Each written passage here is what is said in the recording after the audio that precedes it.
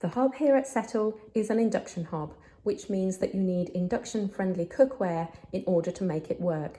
If you've brought your own cookware with you, it may not work on this hob, but rest assured that all of the pots and pans that we provide in this apartment is induction-friendly.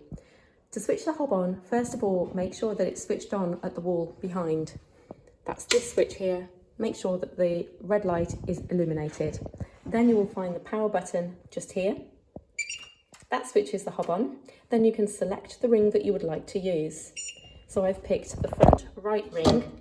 Note that unless you've put the pot or the pan on the ring, it will not heat up.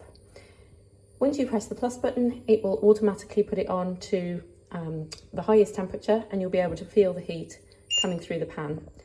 You can just turn that down to your desired temperature just by using the minus button.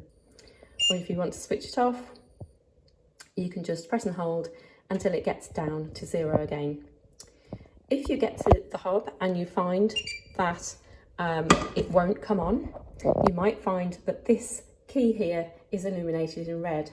If you press and hold for 4 or 5 seconds, you'll see that it becomes illuminated in red and it bleeps at you. What you've just done then is you've made the hob child-proof. So if you have children with you, you might want to turn on the child lock. This means that the hob cannot be put on. You won't be able to switch the hob on accidentally because it's locked. If you want to unlock it so that you can switch the hob on, then again, press and hold for 4 or 5 seconds. You'll hear it bleep and the red light will then go off. Now you'll be able to switch the hob on. Thanks very much.